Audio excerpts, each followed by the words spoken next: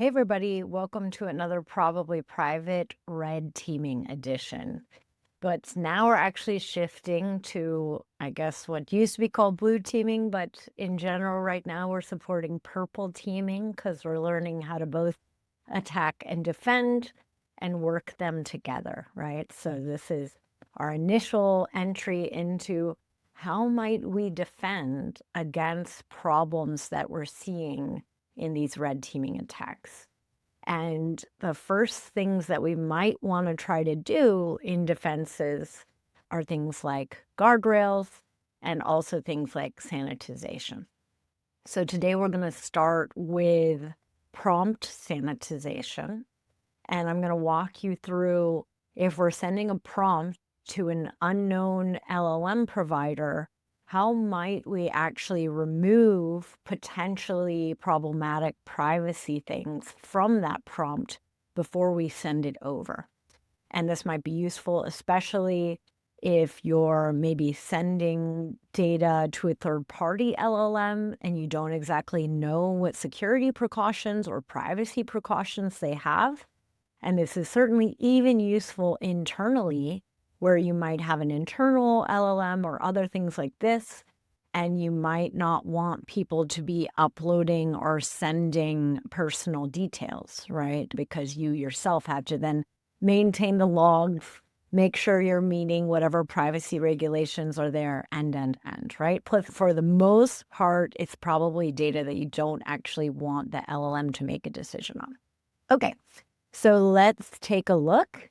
We're getting started again in our notebooks. And so we're here back in our Jupyter notebooks. We're going to notebook number 4. That's input sanitization with Presidio. And Microsoft Presidio is a really popular choice for doing text-based and even image-based input sanitization. What does that mean? That means exactly like we were just talking about. We take the input, we try to find potential privacy or confidentiality problems, and then we send it on over, right? So this is pseudonymization, I would call it. We're going to require some extra libraries, the Presidio Analyzer and Presidio Anonymizer. I would argue this is pseudonymizer. Try saying that 5 times fast.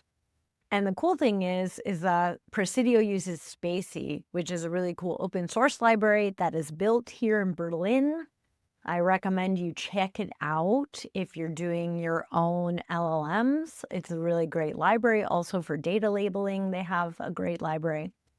Check it out, but you'll need to download both of these things to get it to work. It'll take a few minutes, so you might want to pause here. Make sure you run those first 2 cells, get everything downloaded. Okay, now that everything's downloaded, we can import stuff, and we're just going to try out some text to pseudonymize, right? So here's some text. His name is Mr. Samuel Jones, and his phone number is imaginary phone number. Okay, so we're going to start our analyzer, and we're going to send in the text. And then a cool thing about Presidio is we get to determine what entities we want to find and protect. So you can list all of them here. There's a whole list, but here's kind of the example list: phone numbers, driver licenses, US-based, passport US-based, but some UK things as well, right? And you can take a look through. There's also ways to build your own entities, right? So take a look. But here I'm just going to say, okay, the language is English. We have a phone number, we have a person, and we're going to take a look. What did it find? Okay. It found a person starting at number 16. Anyways, we'll take a look in a second, and is 85% sure that that's a person, okay? Then we have a phone number, we have the beginning and the end, and 75% sure that's a phone number. Okay, we'll see how you can load that over time, but what I'd recommend you do is pausing here and trying out a few other entities. You can also change languages. So if you're multilingual or you just want to give it a try in another language, please do so. You can check out the Spacy documentation because you might want to download that language support. That's what we did up above, is we downloaded the English language support. And here's some examples, some additional examples, okay? So we have maybe some more slang examples. we have some partial data, and we can take a look. And we can find that for our text results, in more text, we found 2 persons and 1 date time. So I share this not to say, oh, Presidio is bad, because here we can see like JJ is perhaps a person, right? Your dad is certainly a person, right? But this is not a date, and this is not a date.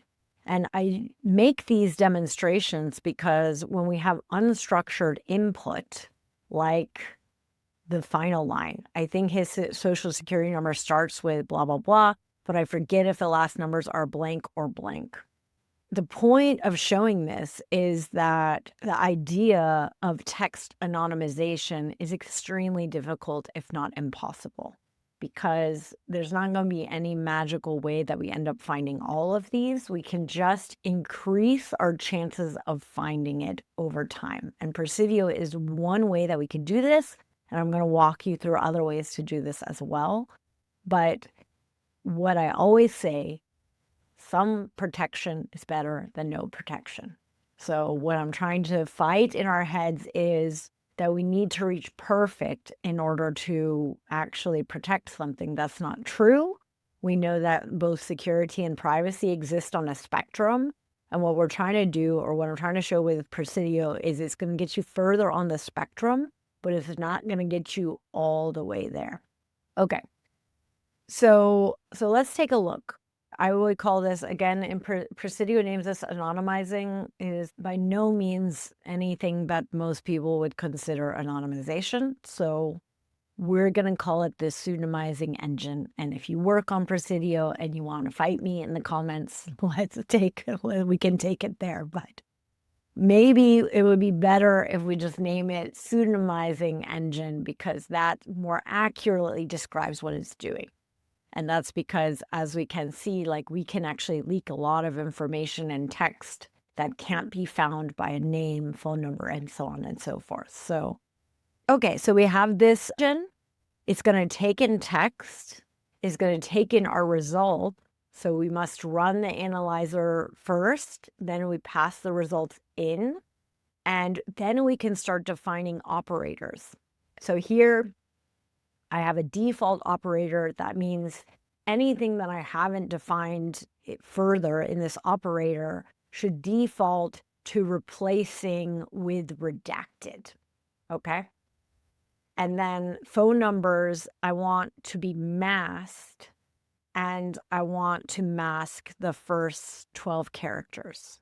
Okay, so let's take a look at this. We can take a look.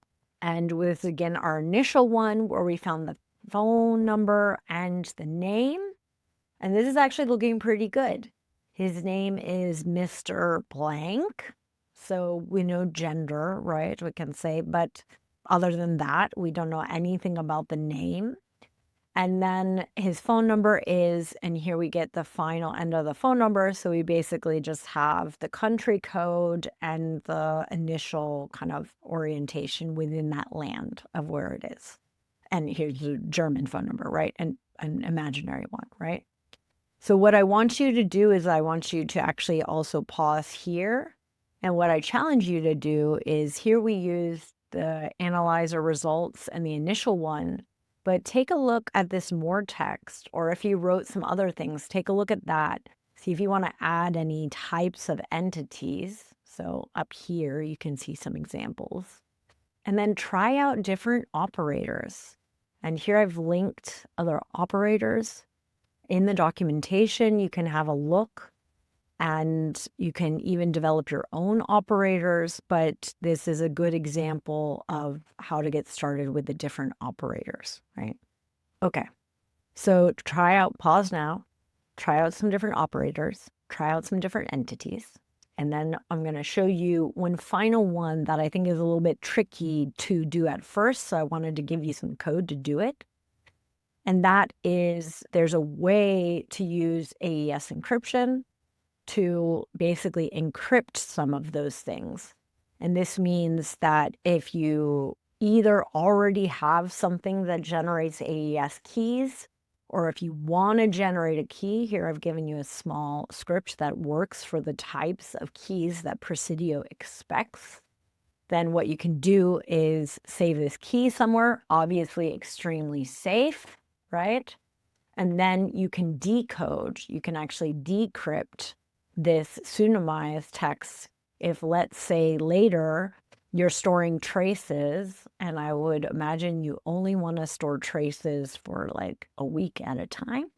You store traces, and then you find out, oh, the LLM actually had a failure mode there, and I want to take a look at the real data to try and see how we can better deal with this in a future state. Now, 99% of the time, you probably won't actually need these tokens to decide. But let's say that Presidio makes an error and it ends up covering something that you really need, that you feel like you need. Well, this gives you a way to then decrypt that, see the original request, and then what I would recommend you do is throw out your keys and rotate them on a regular basis, so that if for some reason somebody had copied the trace, or the trace gets, hacked or something like this, then the amount of danger is quite minimal if they also can't get a hold of the key. So they could potentially guess the key, they could throw compute against it, but you're obviously very much increasing the chance that the data remains protected. Okay, so we're going to generate a key. We're going to look at it. I mean, it's fine because we're working together on this. Normally, you wouldn't want to store the key output somewhere. You want to store the keys in a very secure place. And then we're going to take a look. This is for the more text, and we're going to take a look, and we're just going to encrypt anything that gets found. And we can take a look, and here we can see blank. Can you please call me back? You have my number under blank already. Second one didn't find anything. Third one found one of the potential endings. Okay. So, and here we can, what we would do if we wanted to decrypt is take this and decrypt or pass it in. In fact, I think there's a decryption method already in Presidio, but if not, you can use any type of normal cryptography library to take this, decrypt it with your AES key, and you are good to go. So what I want to ask of you is, what do you think about Presidio? Do you think you would be able to use it to help protect personal data, sensitive data that's going between wherever the prompts are coming and the LLM or whatever service? So anything that takes text. So this could be a diffusion model. This could be a classification model. It doesn't really matter. It works with all of them, right? Like, what do you like about the library? Could you use it? And what do you wish it had? So I'd be curious, what do you really want it to have that maybe it doesn't already have? Or what are you looking for that it doesn't match with? And let me know in the comments, because A, it will help me make better videos for you in the future. And B, maybe you'll notice in some coming videos ways to both enhance Presidio or to use Presidio alongside other methods. Let me know, and I'll see you next week for another video on how to defend against attacks in your LLMs and other types of models.